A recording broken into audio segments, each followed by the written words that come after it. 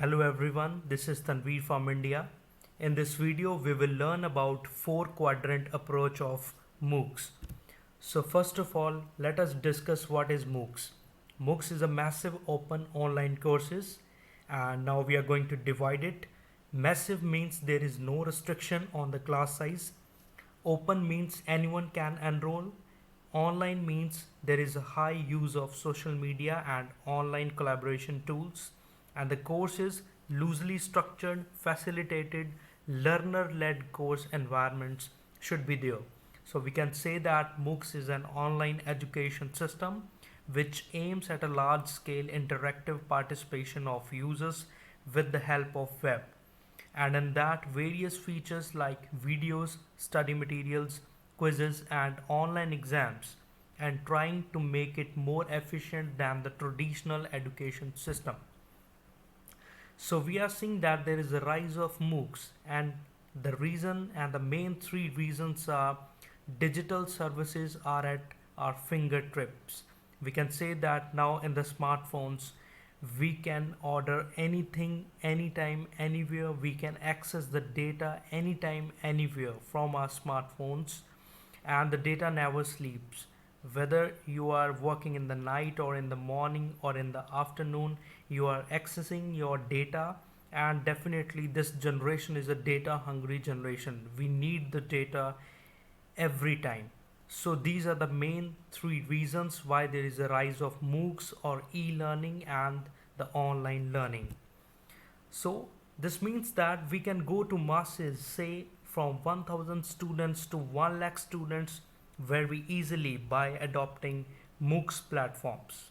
And why? Because it is the time to learn about such platforms and aware your students as much as possible so that they can be benefited from world's leading MOOCs providers. Earlier there was no access to it by the students. So face to face learning and online learning giving rise to blended learning. Now let us go to the 4 important parameters to develop the MOOCs. The number one is video tutorials, then e-content using documents, web resources, etc., and then assessment and evaluation, and finally the discussion part. So let us first discuss about video tutorials.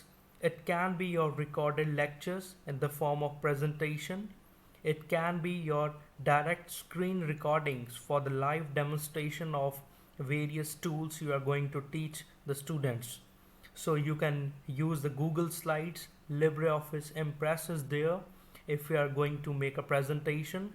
So there are various screen recorders, that is OBS, Format Factory is there, Screencast-O-Matic, Screencastify and the Loom. You can choose any as per your requirement. And then there is the e-content. It can be in the form of PDFs, spreadsheet, presentations, documents, online links and e-resources.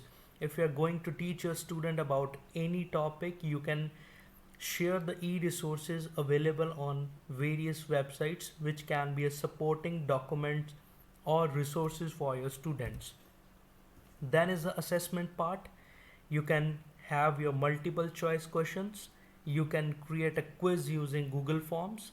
You can ask your student to submit the assignments that can act as an assessment part. You can also encourage your students for the online presentations and the video responses in the Flipgrid, which is powered by Microsoft. So these can be used under the assessment part. And then finally came the discussion.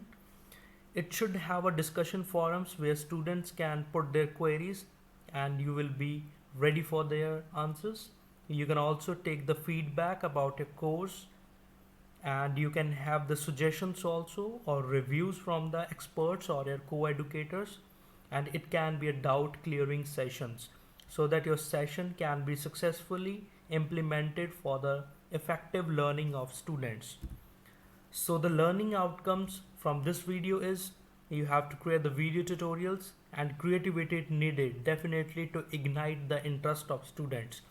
And it can be a fixed part. Once you have designed or created any video tutorial, you can upload anywhere, and the continuous changes required for these three parts, that is e-content, assessment and discussion, because updations are regularly required to keep the students up to date. And assessment is not only for the grade oriented, it should clear the concept of the students through the quizzes, through the assignments and the doubt clearing sessions as well. And definitely discussion part is very important for the better understanding of any concept you are going to teach your student through the MOOCs platforms. So this is all about MOOCs and the four quadrants. Thank you and happy learning.